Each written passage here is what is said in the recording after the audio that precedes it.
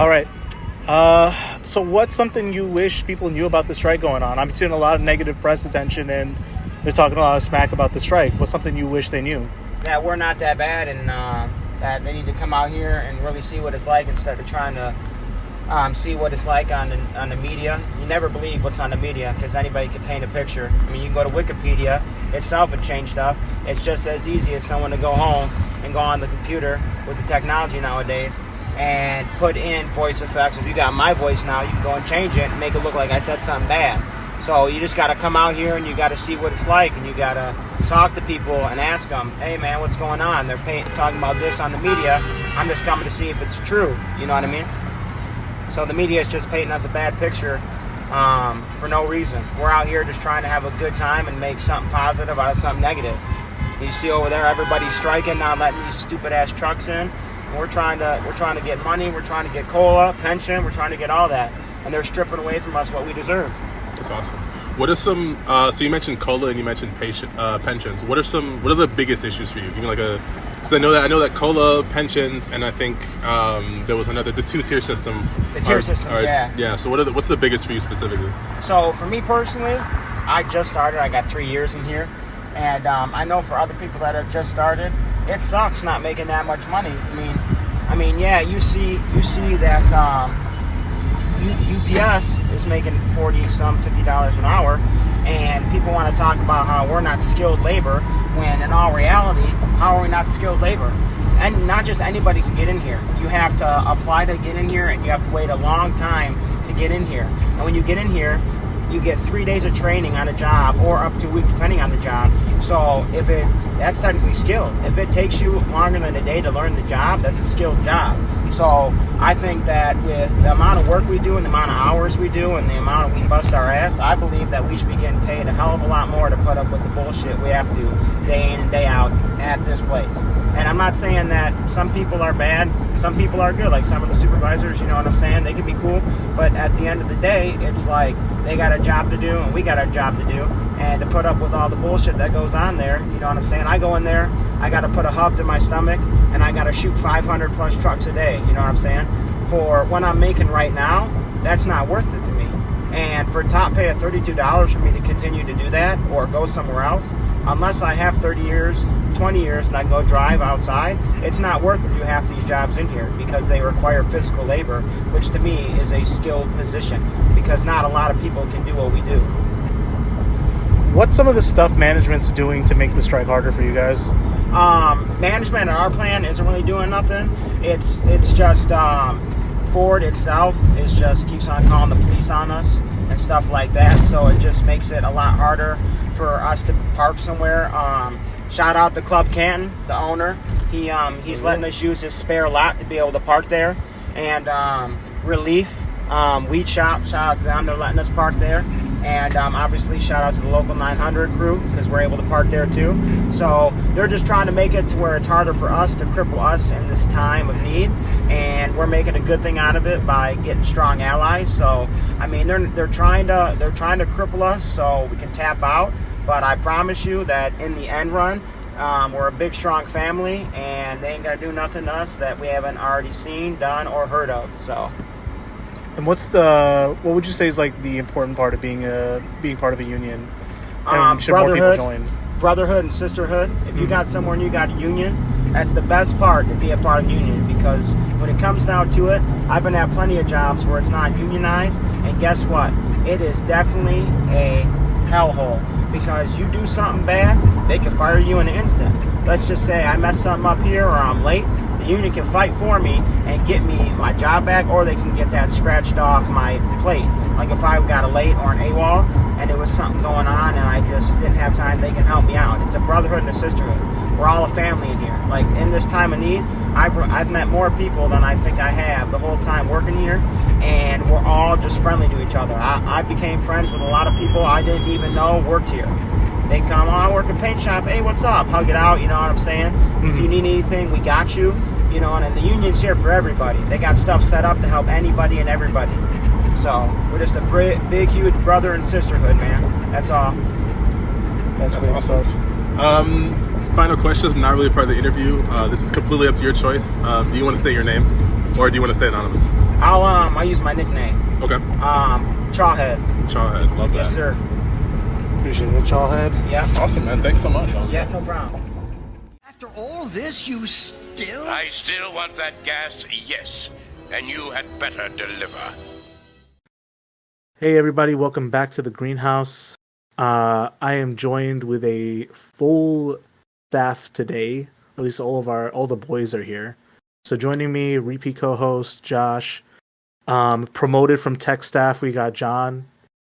We got 4 staff on on the payroll now, so to speak. So the show will now be the 4 of us, including Sky from last episode. And we got a bit of a special episode going on today. We have Ian, who is a member of Metro Detroit DSA, as well as the UAW, who will be taking some questions from us regarding recent events. How you doing, Ian? I'm doing great. How are you all? Pretty good. Just got off work. Nothing too big. Nice. Yeah, and I am fortunately free from the tolls of well, not exactly free from labor on Friday, but I don't have a scheduled work schedule. It's all sort of self-initiated in my part in terms of getting research done and all that stuff. Jesus, that is terrifying. That's the way it ought to be. Yeah. So, Ian, how'd you get involved with both DSA and UAW? Well, I got into sort of DSA and socialist organizing, with the Bernie movement and sort of the excitement around his 2019-2020 campaign. And, at that time, it was pretty clear that, like, the organized vessel for those politics was DSA. There really wasn't any other organization on the left that was ready to channel that kind of energy and build it into, what we would hope would be a broader socialist movement. So when I got to university, I started a YDSA chapter with some of my friends there. And then, basically 4 years of that, I, learned a lot about just sort of organizing generally. And that was also where I got, a lot of my political education. And one thing that we talk a lot about in YDSA is this idea of the rank and file strategy, which is sort of this political idea that comes out of the international socialist tradition.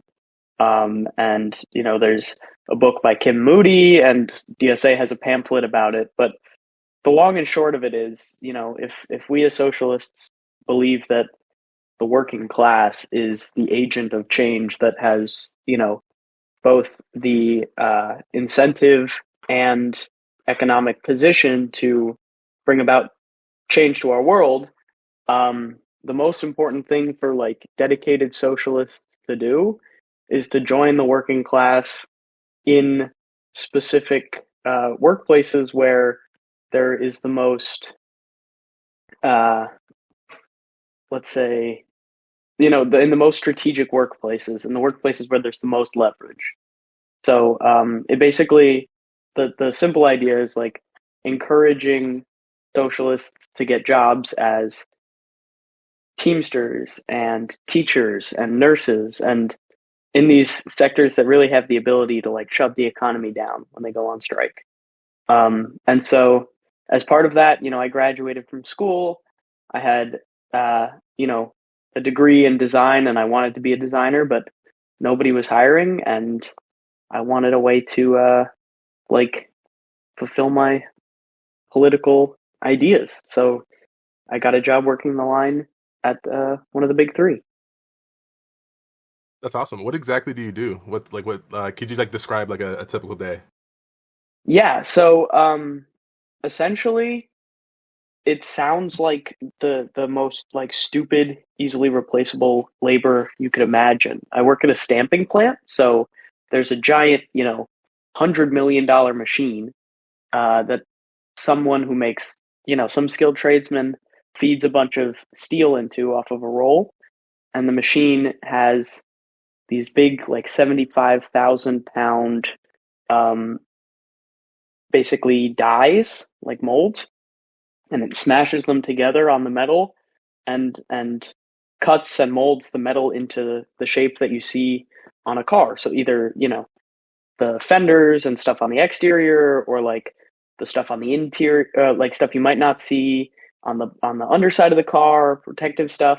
So basically any metal part on the car goes through one of these machines, and then it runs down a conveyor belt, and I stand there waiting for it to come down the conveyor belt.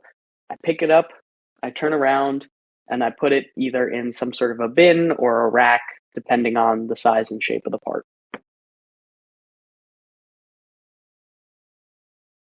Now, that might seem deceptively simple, especially to, people in the professional class who tend to look down on this kind of labor. But with repeatable tasks like this, especially in somewhat industrial conditions, this can get both dangerous occasionally, as well as it places strain on the body.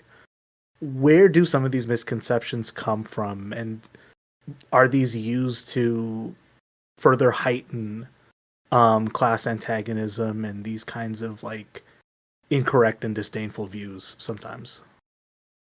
Yeah, that's an interesting question. I definitely agree that it's like physically strenuous, right? Like, my wrists and my shoulders and my back hurt most nights. Right. It's also like definitely dangerous. The metal coming out of those machines is like razor sharp to the point where it could cut you, through skin, through flesh, through muscle, down to the bone, and you wouldn't even feel it until it like flopped open. Wow. So the safety Jesus. training videos were quite intense. But I also think, part of the job is actually like very easy and simple, right? Like, I don't know, I think a lot of people get into this idea that there's no such thing as like unskilled labor, which is like true in a way. You definitely do develop a particular way of doing the job that's either less strenuous or faster or whatnot.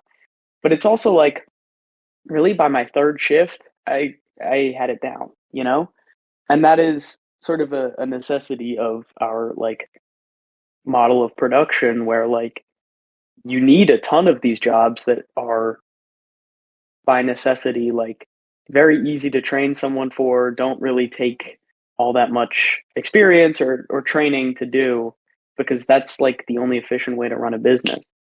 The second part of the question is also interesting. I think, for us on the line, we pretty much know that like our managers and stuff could not do our job, like just would not put up with it. And I think they know that as well.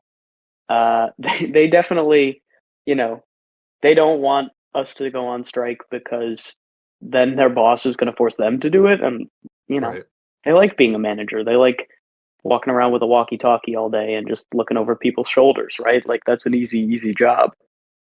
Well, I guess But kind of a real yeah, quick a follow up on that. Like, what would you describe like the relationship with like sort of that middle management like? Is it is it hostile? Is it more so just kind of like there's that you kind of acknowledge that there's sort of this shared acknowledgement that the job is unsavory in certain ways that they don't want to necessarily deal with. So, like, what is that kind of dynamic does that create in the workplace between you and your managers? that's actually a super interesting question, because it's a really deceptive relationship. Like the managers, at least on the shifts that I've worked, Mm. are really nice, like on a personal level. They'll ask you about your weekend, and they'll give Hmm. you a fist bump, and they'll be super friendly. And then the second you let your guard down, they're writing you up for whatever, like minor infraction, especially as, it's like time to negotiate a contract and all of these things. Like, you know, all of a sudden they're like turning around, they're smiling in your face, and then behind your back they're trying to get you fired, right? Right. And it's this very strange thing. Um or, right, they'll be super nice, and then as soon as like something is wrong with the machine on your line and it's not like producing parts the right way, and an hour is going by with no good parts being made, like then someone's breathing down their neck. They're super stressed. They're coming over trying to like figure out what's going wrong and like breathing down everyone's necks. So it's very like Wow. complicated and kind of hard to grasp relationship. Okay. And it's effective for them too, because then it's like, I'm talking to my coworkers trying to like organize on the floor and they're like, yeah, but this guy's nice. I like him. So it Hmm. makes you like less likely to kind of like go against the management just because they're nice to you on a more personal level. Do you think it's Yeah, that like? Do you think it's that strategic or no? I think so. I think they know what they're doing. Um, but then as soon as you get written up that first time, I think that all goes away. Well, like, and you're also not like you're typically not striking against that manager per se, right? It's against certain people higher up on that. But do you think that having that more amicable middleman is sort of does that undermine like organization efforts?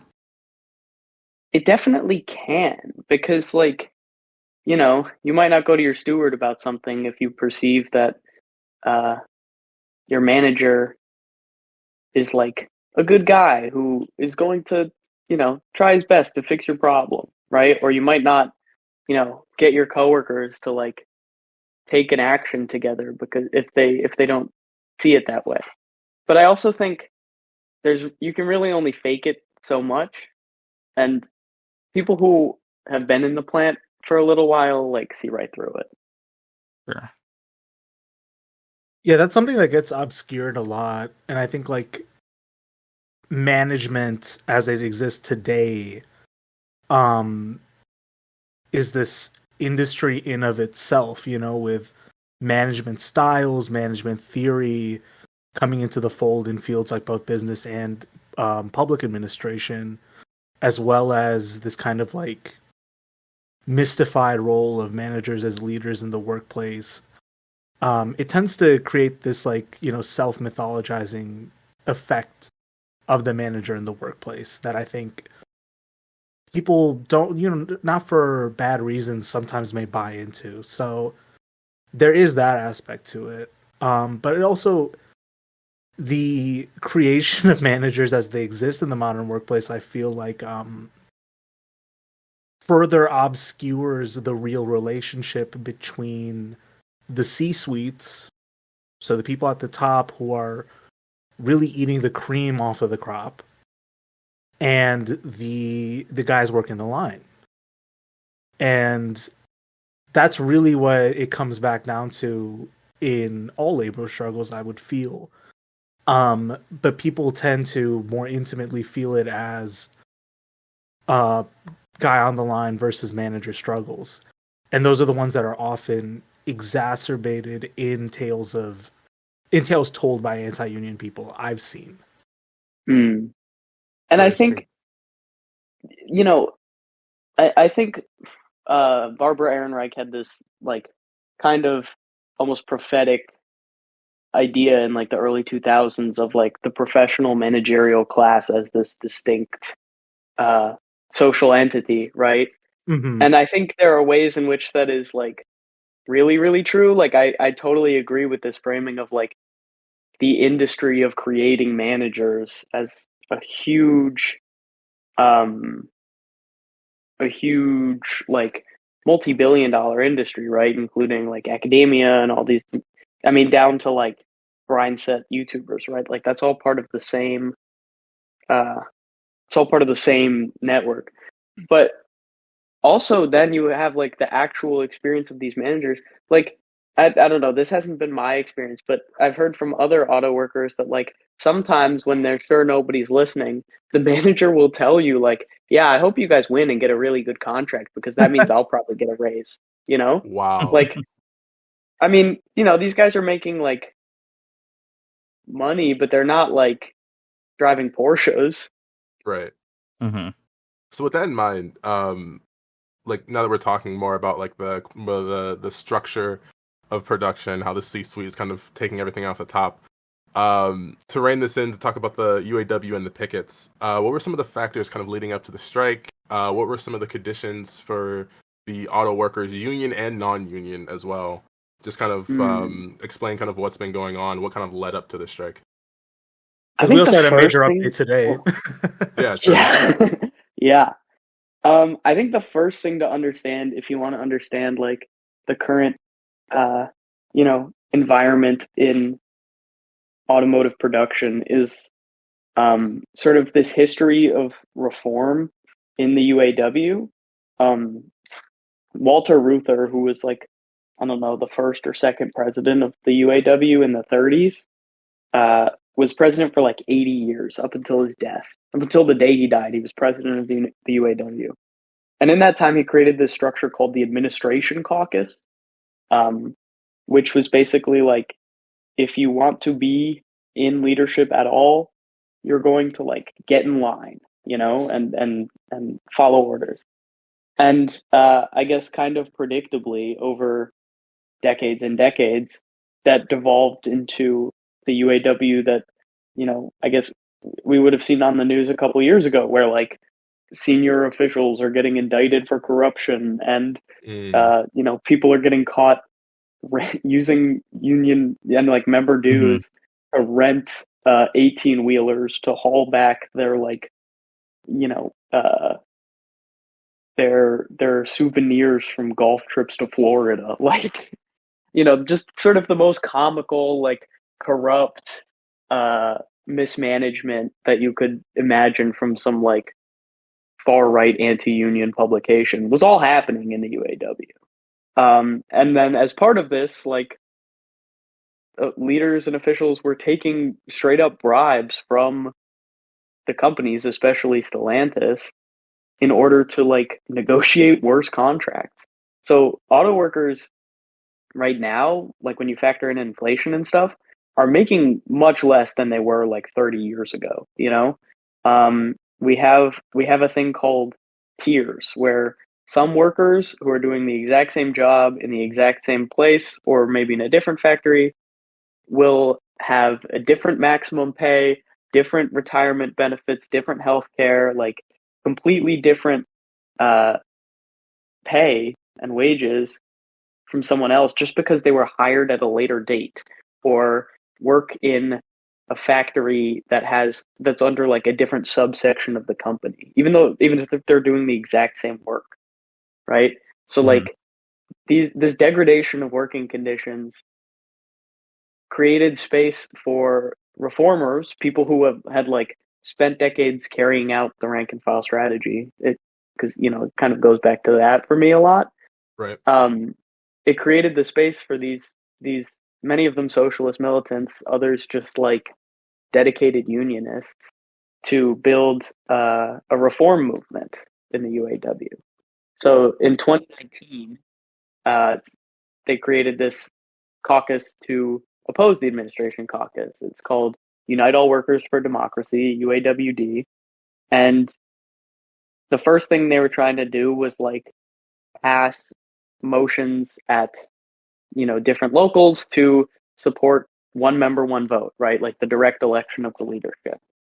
Um, and then they were like having a little bit of progress with that, but then COVID happened, I think, and that sort of slowed them down until all of these leaders luckily got indicted on corruption charges, and the federal government was like, listen, we can either like basically shut down the UAW, or you can hold a referendum on if members want direct elections of leadership.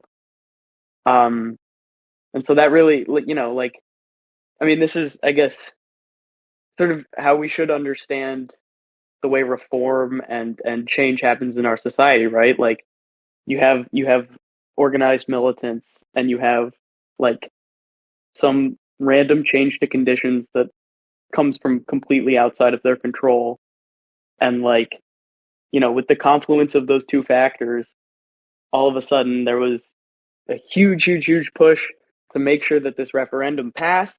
And then when it did pass, UAWD was ready to put forward the Members United slate, which includes, more than like a majority of the current International Executive Board, including, President Sean Fain, Secretary Treasurer Margaret Mock, a couple of the vice presidents, like and so that, wow, I'm going on for a long time here. I really apologize. No, we great appreciate information. it. Yeah, we love this. You know, that new leadership came in with this expectation from the membership that they would fight to do things like end tiers and win huge raises and, um, you know, put the fight back in the labor movement and bring the UAW back to like its militant origins. And so I guess that's sort of the whole picture of like how we get to this unprecedented, like first time ever strike at all three major automakers. That's awesome. So you did mention the tier system as well as fighting for higher raises. Can you go more in depth about the tier system as well, but also other demands that the union is having? Yeah, tiers is a really, really pernicious one. My comrade Chris Viola has a Jacobin article that you can go find where he really tries to map out like how many different tiers exist just at GM at this point. Because there are obvious ones, right? There are workers who are considered tier one, and that's like any full timer who was hired before 2007 or 2008 or something like that. And then there's tier two, which is any full time worker who was hired after that. But then there are things like GMCH and CCA, which are like sort of subsidiaries of GM that handle aftermarket, repair parts, distribution, and things like that. And workers there, whereas workers like tier two workers in a main plant would max out maybe at like 30 or 40 something dollars an hour. Workers at these other plants, again, doing like the exact same thing, might max out at like 25, right? And then you have people like me. I'm what's now called a supplemental employee, but was at different times called like a temporary worker or a temporary part-timer or something like that. Mm-hmm. I make much less than that. I make like $15.78. And so, that's kind of what tiers is. But then you have this other one of the big things in connection to that is pensions. Tier one workers get pensions. Nobody else gets a pension, right? And a defined benefit pension is a lot better than a 401k because, the amount you get when you retire is not dependent on the state of the market at that time, right? Retiree healthcare. When you retire as a tier one person, the company has to keep paying for your health insurance until you die, right? And like when you're old, you probably have a lot of health expenses. Tier two and onwards workers don't have that. So that's a lot of the demands are really wrapped up in this bigger question of tiers, right? Like in order to really get rid of tiers, we have to win a lot of these demands for a lot of people. In terms of other demands, obviously wages. I think one thing that's incredible that the UAW has been able to do is like tie their demand for raises to sort of the class system in our society, right? Like, the UAW has demanded a 40% raise over the 4 years of the contract. Coincidentally, in the past 10 years or whatever, big three CEOs have received a 40% raise on average. So like, that's not an accident that those two numbers are the same. And I was going to talk about wages, and then there are also some bigger picture, like I would say like macroeconomic demands. I guess the big thing on a lot of people's minds right now in the auto industry is like transitioning away from fossil fuel powered vehicles, right? Like electric vehicles are the future and like more and more mandated by governments throughout the world and things like that. And the thing about electric vehicles is they have like way fewer parts, like 30% less parts. So you need 30% less labor to put them together, right? Auto workers aren't dumb. They look at that and they say, "Uh-oh, I could get fired." And of course, if the green transition goes the way the companies want it, like, first of all, we probably won't actually mitigate the major effects of like ecological destruction, but also they're going to fire a lot of people. It's going to save them a lot of money, and they're going to make more in profits than they ever have. So as sort of a reaction to this, a lot of the and then another part of this is that auto workers now are building these battery factories sort of around the country, but they're not doing them directly as themselves. So like GM is not building GM battery factories. They are building, Altium battery factories, which is like a subsidiary that's a joint venture between them and another company. So because of that, they're not like subject to the same, union recognition language that they would otherwise be. And so some of the bigger picture demands are like, we want the government, if it's giving subsidies to encourage the production of electric vehicles, to ensure that the places that these subsidies are going are EV plants. Now, I don't think necessarily we expect to just be given that, but like, I think a successful strike right now could prove to EV workers throughout the country why they like need to be in the UAW. And then, another part of this that gets a lot of attention is the demand for 32 hours work for 40 hours pay, basically a 4-day work week.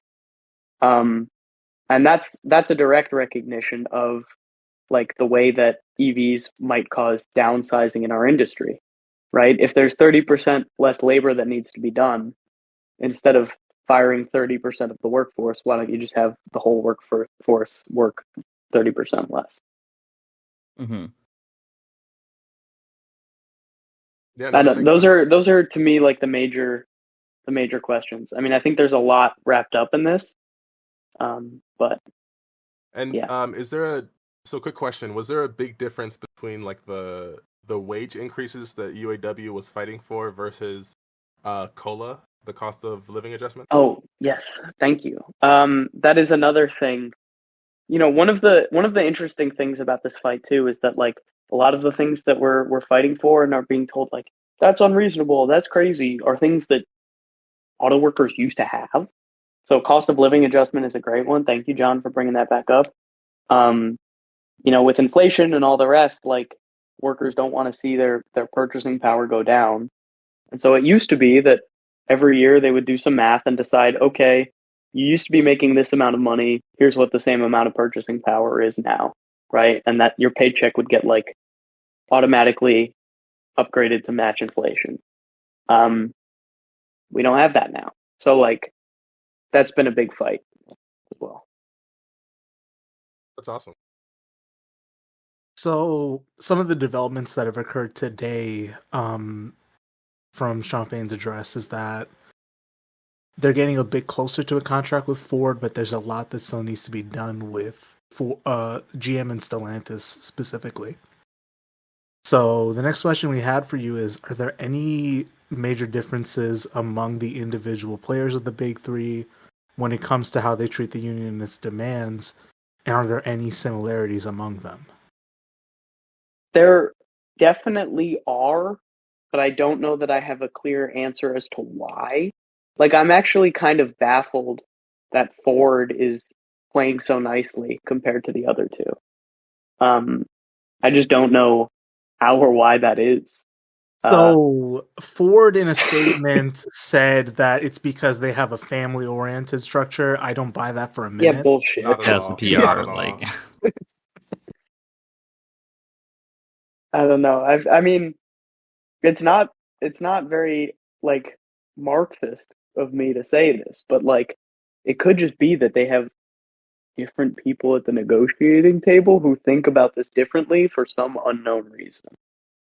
Like to me it seems totally random. I don't understand it at all. you don't think it has anything to do, like it's not so much on your guys' end that you've done more harm or whatever to them to force them to have to come to the table? Or no, even before the strike, even as negotiations were like ongoing and the deadline hadn't arrived yet, Ford was, like Ford would give a proposal, and then GM and Stellantis would give a worse proposal. And then the next week, Ford would give a better proposal, and GM and Stellantis would give the proposal Ford gave the week before. Right? Like, it was very weird. They were just like always a step ahead.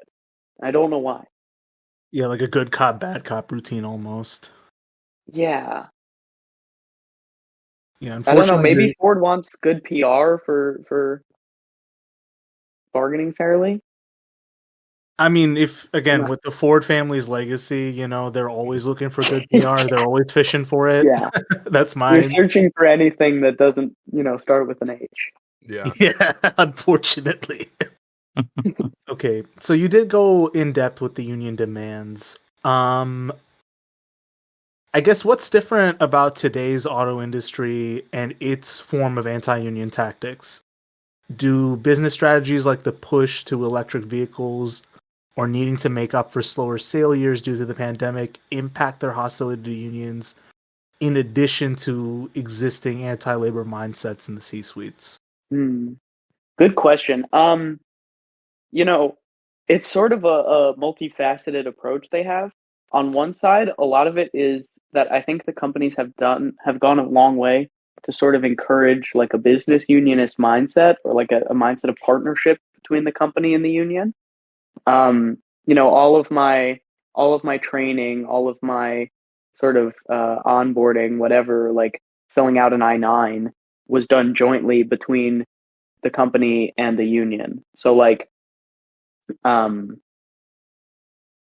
like, you know, we would be in the classroom doing like a safety lecture, and it would be like the health and safety committee man from the UAW, and then like someone who's basically like a safety manager, right?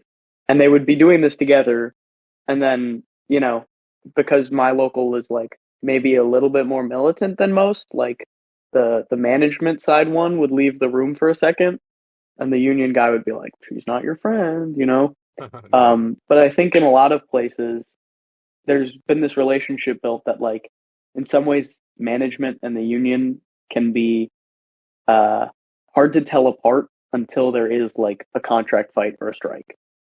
So I think that's kind of one tactic, and then the other tactic has just been like, this sort of creating these non-union battery plants, and you know closing factories in the U.S. and moving production to countries with lower wages and lower labor standards, and then uh, like that kind of motion, or like even just trying to open plants in like right to work states where they think there's less likely to be like militancy and union organizing. Although that's kind of backfired because like GM's most profitable plant is in Arlington, Texas, and it's also like one of the most well organized and like militant locals. Nice. You do love to see it. You Yeah. talked a lot about the anti-union tactics, which was very interesting. But what mainstream institutions like the Democratic Party or any other pro-labor, quote unquote, I guess, institutions have been giving the UAW support? What's the overall response? That's an interesting question as well. I think the Democratic Party and Labor have a very strange and like sometimes fraught, sometimes friendly relationship. Like the Real quick, I did want to add there was a recent development, actually, like literally minutes before we started recording, which was Biden tweeting out that he will be joining the picketers Tuesday. Oh, really? Ooh. Yes, I believe the same day or like within a couple days of Trump doing the same, which is going to be quite an interesting moment in Michigan politics. I think yeah, like the Democratic Party and the labor movement are sort of, well, it's a beneficial relationship for the Democratic Party, right? Like obviously unions provide a lot of fundraising capability, and also are just like one of the few, to the extent that they are organized and whatever, it's like one of the few organized groups of people in the United States that continue to exist, right? Like there are millions of people who are union members. It's not a huge, it's like 10% of Americans, but like that's more than any other percentage of Americans in any sort of organization. Right. So it's unions are important to the Democratic Party that way. And then as a part of that relationship, right, like the Democratic Party has to some extent support organized labor. In terms of like, we see the Democrats in Michigan getting rid of a lot of the like nasty right to work and that kind of thing. We've seen Biden's NLRB be pretty good and make a lot of rulings that have helped workers organize. And we see that like, a lot of Michigan's Democratic senators and Congress people like feel the need or have a genuine desire to like come out to the picket line and like speak at the rally and voice their support for the UAW. So like there is this like somewhat friendly relationship, but at the same time, like especially with like the reformed atmosphere in the UAW, there's a recognition that like, yeah, that relationship is a lot more give from the workers and a lot more take from the Democratic Party, right? Like, there's been some hay made about the fact that like Sean Fain has refused to endorse Biden, until Biden gives like certain concessions to us. And even with Biden coming to the picket line next week, like, there were a lot of questions like, why isn't Biden coming to the picket line? And Sean and others had said things like, well, Biden's really not going to go to bat for us unless we make it, right? Unless we make it like politically infeasible for him not to.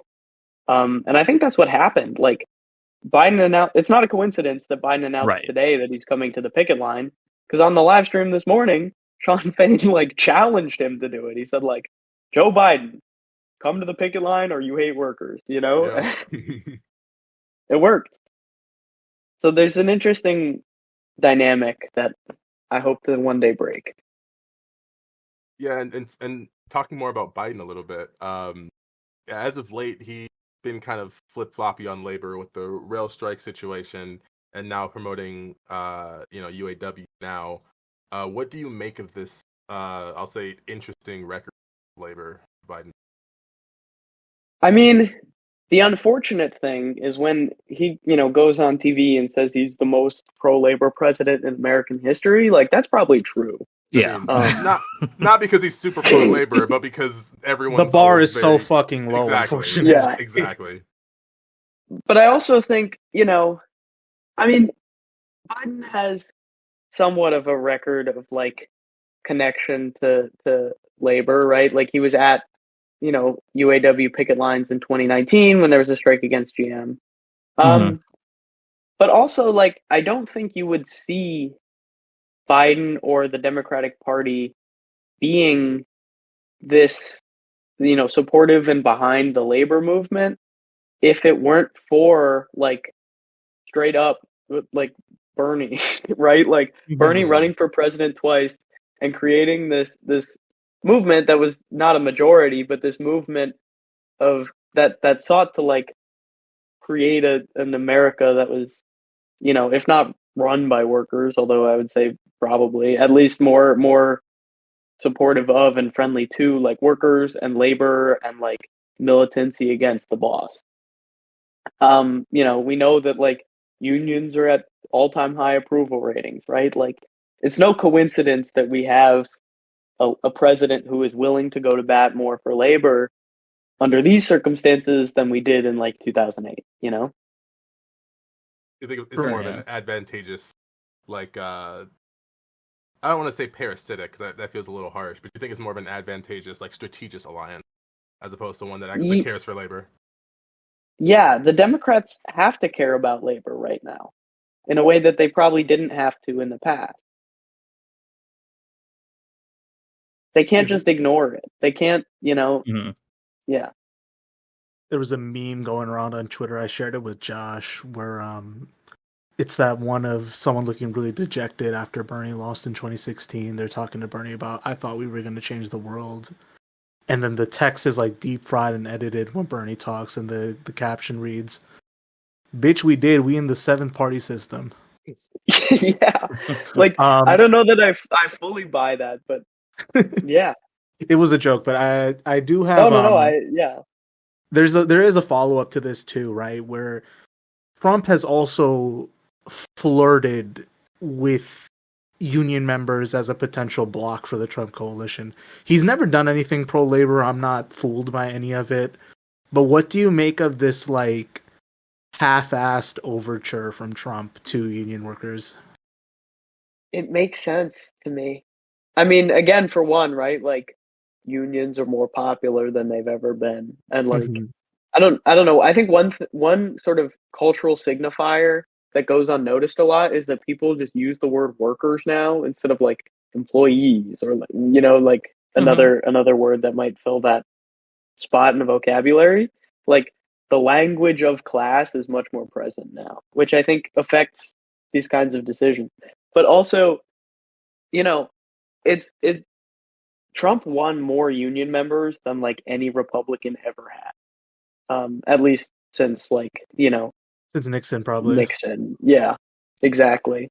And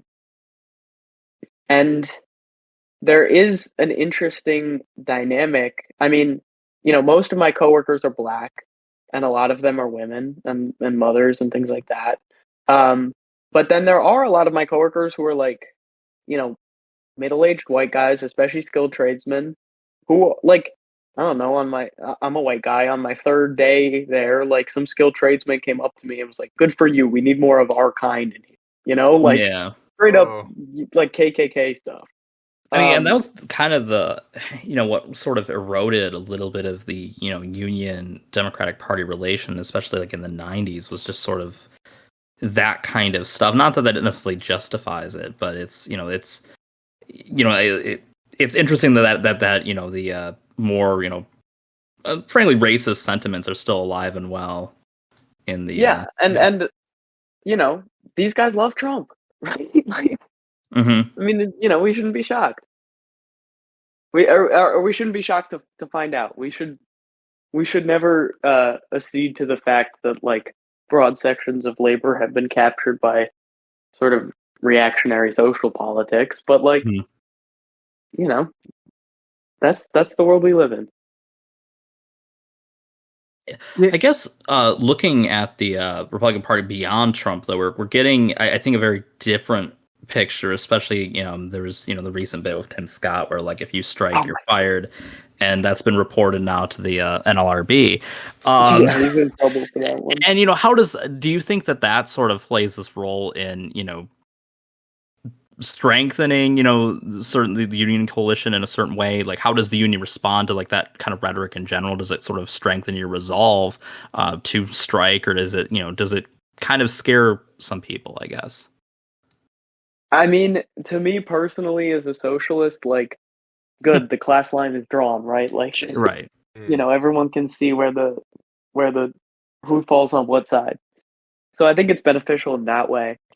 And I also think, I think it, at least in the UAW, it strengthens people's resolve to strike.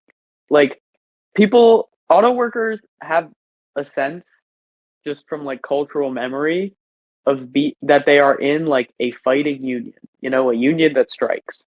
A lot of workers in a lot of other industries, like, if you want to go on strike, you need to build a robust contract campaign and have escalating actions that everybody buys into and takes part in, and like everyone's like organizing and thinking about fighting the boss, and you build up to this idea of a strike because people aren't like necessarily ready to just do it.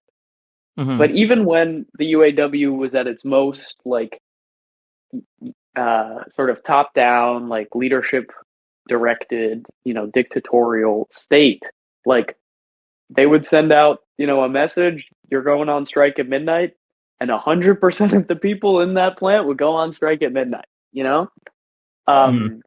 So when someone like Tim Scott says like you strike and you get fired, like people look around and just like, fuck you.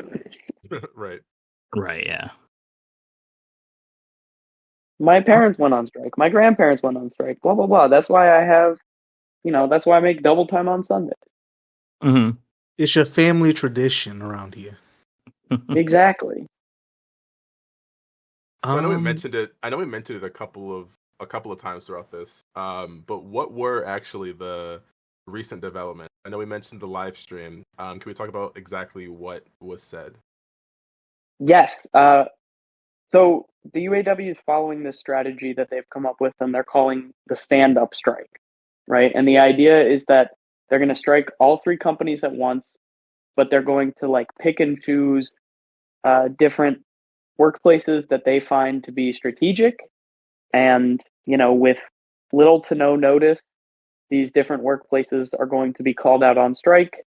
And I think this is good because like a lot of times if you have a big strike, right, you get everybody out on strike on day one, and then you put all your cards on the table, right? And there's a lot of power in that, certainly, like all production stops, but at the same time you can't go anywhere from there. With this idea, like when the deadline first hit, only three workplaces were put on strike. They were pretty big. They were places that made like very profitable vehicles like the Bronco and the Wrangler, but there was the majority of the union was still at work. But with not enough progress made from last week to this week, now Sean Fain can go on a live stream and announce that 38 more workplaces are going to go on strike.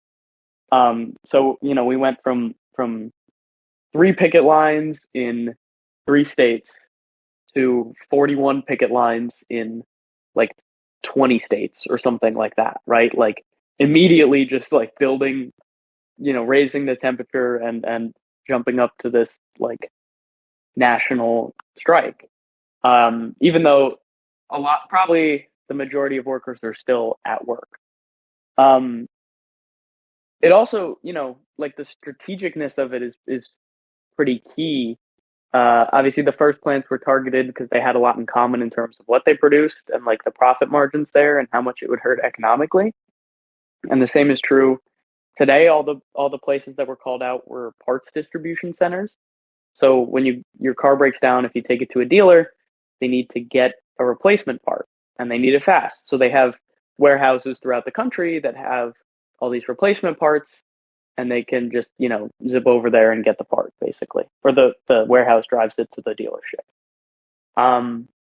And these parts are, pretty cheap for the company to make. It doesn't take a lot of workers to move them around. It doesn't cost them much essentially. And they can charge, anyone who's ever gotten their car fixed at a dealership knows that they charge just like the most ridiculous money you can imagine for these parts. Right. So it's super, super high profit for the companies. And it's super low risk for the union because like it's really not that many workers. But by calling out, whatever, another 20,000 workers from these, I don't know what the exact number is, I'm making that up. But like by calling out the workers from these locations, they're able to like cripple this really profitable supply chain because now none of these parts can go to dealers. They're stuck. So I don't know. That's the development, I think. We can get more into it if you have more specific questions. No, I think that's good as a very big picture one. I'll go with the last question on the outline, and then John, you can start fielding questions from your stream if there are any. So there seem to be certain strains of defeatist thought I tend to encounter where the current strike wave we've been experiencing post-COVID, especially, is not necessarily a cause for celebration. But I do think it's somewhat realistic to admit we're in a wave of renewed labor organizing and labor militancy.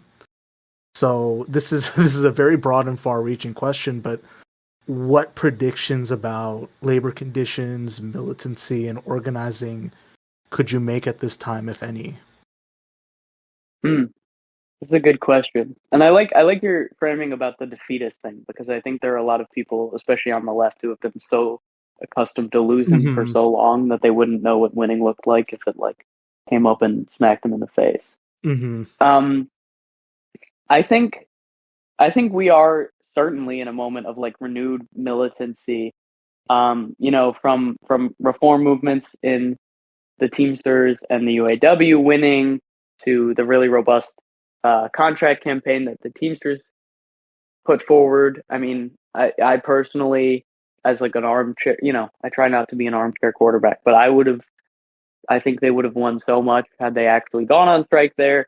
But that was the nature of the coalition that won in the Teamsters. To this strike, and I think that a strike has a lot of power in a couple different ways. Like,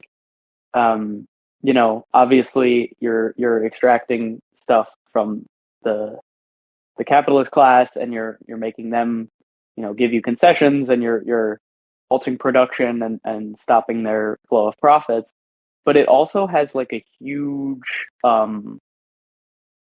psychological effect on society as a whole, right? Like, you can't turn on the radio or turn on the TV or go online without being barraged by photos and commentary and discussion about the strike, right? And like, even when it's like Mary Barras going on TV and saying like they're so greedy, they're asking so much, it's like you're still talking about the strike, right? And so I think the effect of that, and the ripple effect it'll have of like raising the expectations of workers throughout this country, um, I think we'll hopefully continue to see that for years to come, because it's like that, to me, that is like the hope of reigniting the fire of class struggle, and like from a socialist perspective, giving us a sea to swim in, a movement to be a part of, and a base to build from.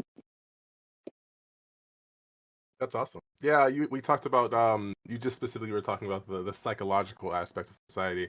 I guess my very last question is uh in terms of like a ratio of support to not support at all, what do you think the general public's like feel for the current strike? Well, the two polls we have, there was a Gallup poll and then there was another poll that came out the other day. Both showed that like 75% of Americans support the strike. I would be surprised if the strike is still ongoing in 2 weeks if it's that high. I think there will be people who will be mad that uh, they couldn't buy the car they wanted, or the car they ordered came late, or what. Like, I think that number will grow, and that's natural. But I mean, I think broadly society is much more supportive of like workers fighting for what they deserve than it's ever been, at least in my lifetime. Yeah. Josh, any final questions? No, that's it for me. Yeah, I mean, I guess, sort of, kind of following on a little bit of the theme with what Adi was asking is, I guess to the extent that, what do you sort of foresee, the conditions of, sort of labor coalitions, in the future, right? We've seen, obviously the UAW, but there's also, stuff at Amazon, was it Starbucks as well, even, like, there's a lot of these different groups. Do you think that we're going to see inroads in areas where we didn't necessarily expect unions to rise and stuff like that? And I guess just what are your just general sentiments about the future? Yeah, I think and hope so. I mean, I think if we don't see a really actually successful unionization movement at Amazon, like we're kind of cooked. You know, I mean, ALU made a huge breakthrough in its first successful election, right? But since then, it hasn't won an election. It doesn't have a contract. Like there's this internal conflict within that union. I think probably not unrelated to those other two factors. Like, you know, I also think again, like this psychological reverberation throughout society, right? Like when workers see that through organization and collective action, they can take back, you know, the profits and the surpluses that they create with their labor, like things can change. And, you know, I mean, I'd love to make big predictions about what's going to happen. Will, you know, a socialist bloc be able to split off labor from the Democratic Party? You know, like, sure hope so. But frankly, I think we'll see a lot of things happen that will like completely surprise us, and we will see a lot of really big successes. We'll probably also see a lot of really, really crushing failures, and it'll just be a struggle that we have to be a part of and actively involved in. Very good. Yeah, this has been probably one of the best interviews we've done on the program this year. And thanks again, Ian, for coming onto the show and giving us your time. Before we start closing out, is there anything you'd like to plug in regards to how people can support the union or where people might be able to follow you on social media, for example? Yeah, you know, I mean, number one, join DSA. It's the only sort of organization of socialists in America, probably in the past 100 years, that has any possibility of like becoming a mass organization and like building a real viable party and you know combat organization to fight capitalism. I would say check out labornotes.org. That is like all of the best reporting on the strike and on labor organizing in this country and around the world generally comes from Labor Notes. And then I would also say if you have some money you're looking to put to good use, you can't go wrong finding a striking UAW local and seeing if they need help, you know, stocking some sort of a strike kitchen or things like that. But also UAWD, the Reform Caucus in the UAW, is heavily reliant on donations to function and to continue to be successful. So if you believe in like strong militant democratic unions, check them out, uawd.org. And then I don't know, people can follow me on Twitter. I think I'm at the Purple Blade, which is a pretty lame at that I need to find a suitable replacement. Oh, that's sick. For. Don't worry about it. Yeah, I love it. All right. I will have those links along with where you can find me, Josh, and John as well as our show's social media links. This has been another episode of Greenhouse Gaslighting. Take care, dear listener. Solidarity with all those on strike. Take care.